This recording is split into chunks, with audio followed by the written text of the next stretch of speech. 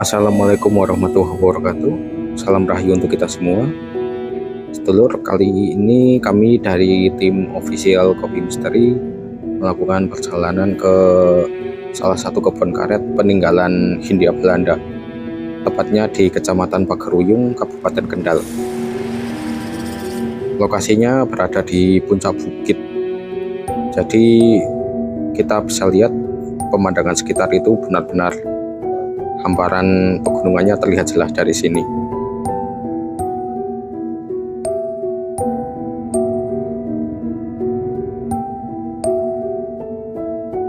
Perjalanan ke sini relatif mudah, soalnya jalannya udah halus, udah aspal. Lalu naik ke puncak bukitnya juga udah jalan paving. Hanya saja ketika udah mendekati Kerkhof atau makam Belandanya, jalannya masih seperti ini, masih jalan setapak.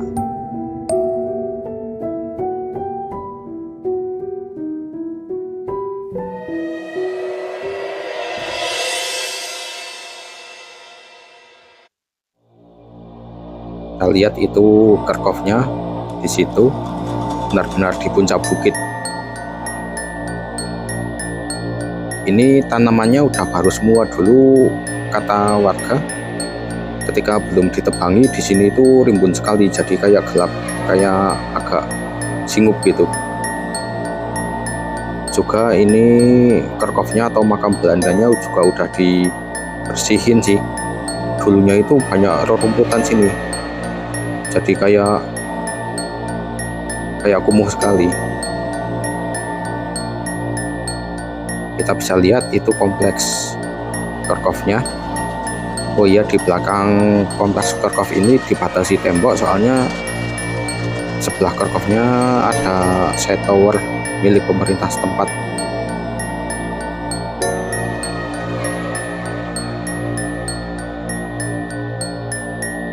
Ini temboknya juga masih asli, masih dari awaan dari sana.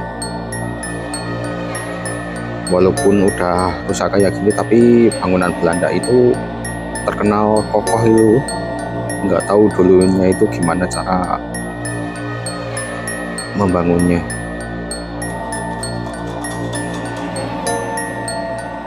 Ini gerbangnya, dulunya itu sepertinya ada itu gerbangnya dari besi, cuman udah lapuk, udah rusak. Di sini ada 4 makam Belanda utama dan 2 makam yang tidak diketahui asal-usulnya, tapi kemungkinan juga sama-sama dari entah itu pegawainya atau pembantunya di rumah pemilik.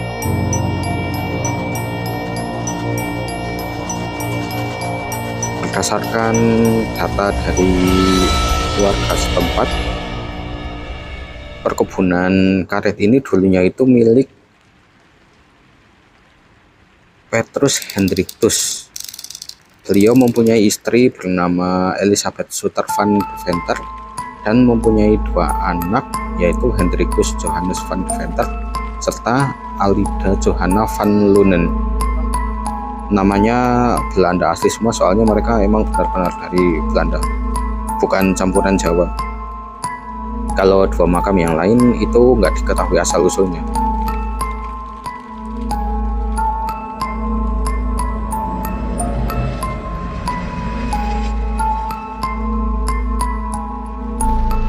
Penemuan Kerkhof di puncak bukit ini itu seperti harta karun guys sedulur. Soalnya jarang-jarang ada kerkop yang masih berdiri kokoh seperti ini dan masih bisa ditelusuri asal usulnya dari mana ada makam ini, terus bagaimana sejarah kepemilikannya gitu.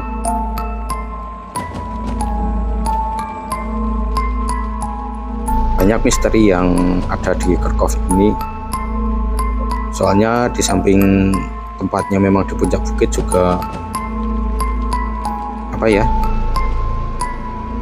benar-benar kayak tempat yang pas banget tuh buat eksistensi gaib kumpul di sini. Ini salah satu makamnya itu masih terlihat jelas. Di sini tertulis Elisabeth Sutters van Deventer. Lahir, kalau bahasa Indonesianya sih lahir di Batavia 2 November 1848. Terus meninggalnya di Salatiga 20 April 1916.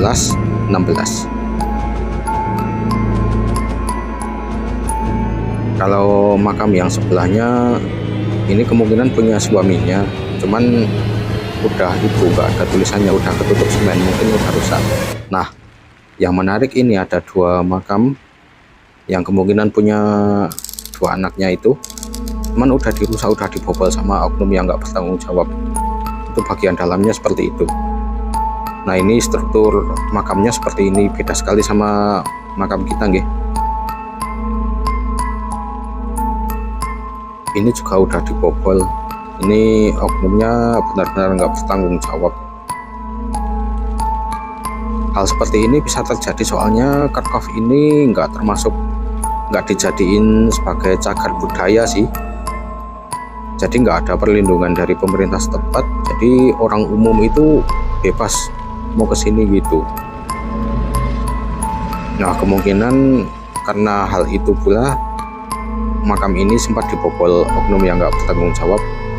Mungkin menurut mereka orang Belanda itu kalau meninggal membawa sesuatu, mungkin harta benda atau apa yang berharga, makanya mereka coba bobol.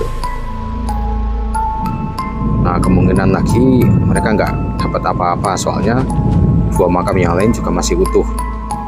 Kalau oknumnya itu dapat sesuatu, kemungkinan besar 2 makam yang lain juga dibobol juga. Ini ada makam yang lain yang nggak ketahui asal usulnya, itu kurang paham ini makam kita atau makam Belanda juga, soalnya nggak jadi satu kompleks.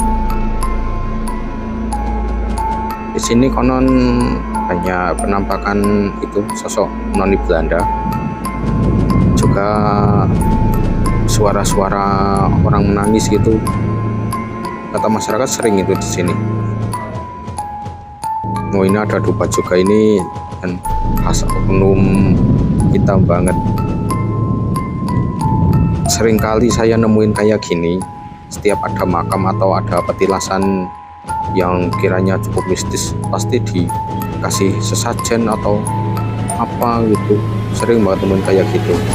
Ya entah mereka tujuannya apa, cuman baiknya jika kita memiliki tujuan atau niat sesuatu, lebih baik minta kepada Tuhan semata, yaitu kepercayaan masing-masing sih.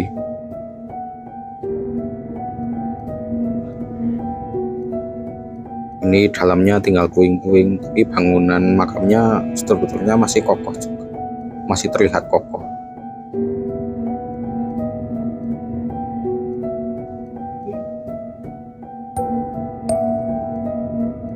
Auranya di sini ya cukup negatif, cuman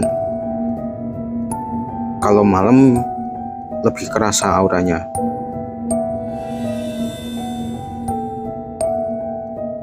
Hanya saja kalau malam hari di sini benar-benar nggak ada penerangan, benar-benar di puncak bukit nggak ada sumber daya listrik sama sekali.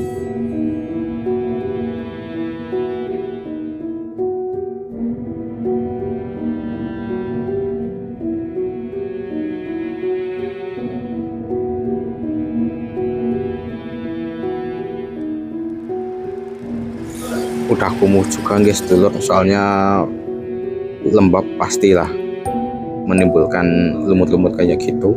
Itu juga seringkali membuat aura sekitar itu jadi negatif, soalnya eksistensi gaib itu suka tempat-tempat kayak gini, tempat yang kumuh, yang sepi, terus jarang dijangkau manusia.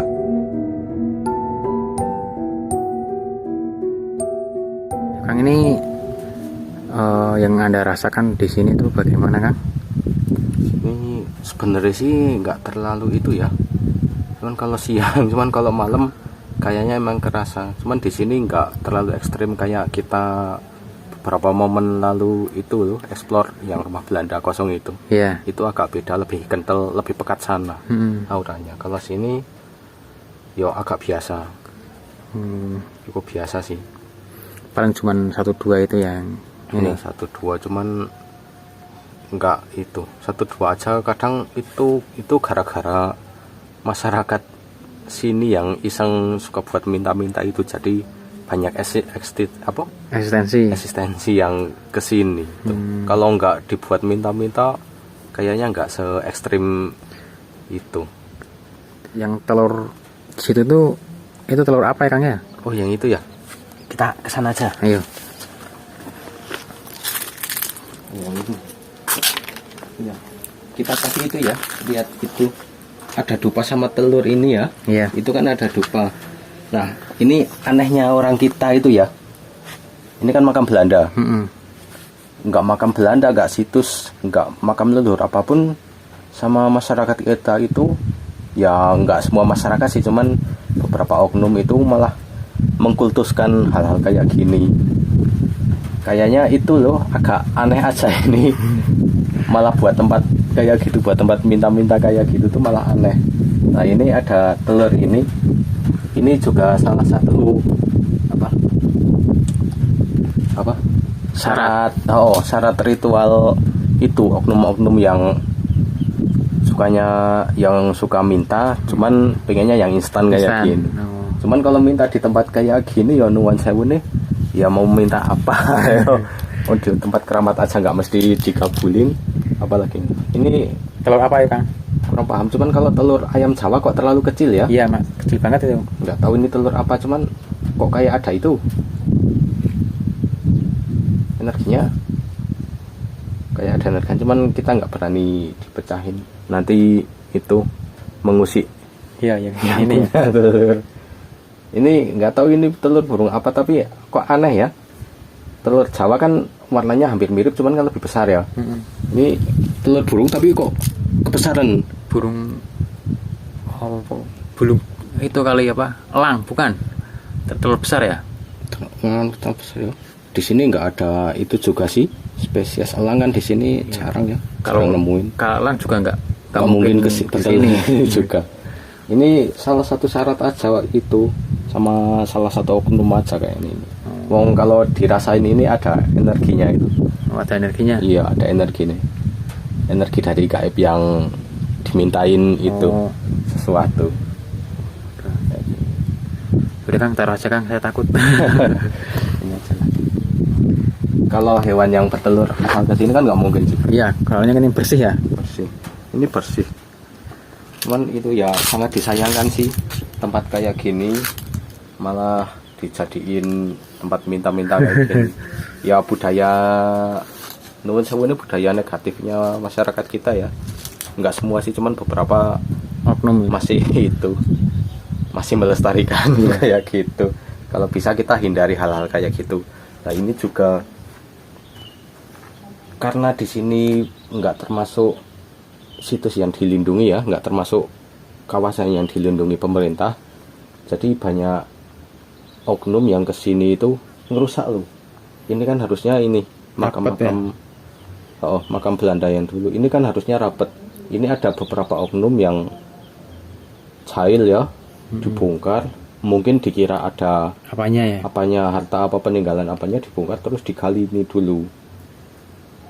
Karena di sini jauh dari pemukiman kan, di sini kan di atas bukit ya. Iya. Jauh di atas bukit nggak ada pemukiman, dibongkar nggak ada yang tahu.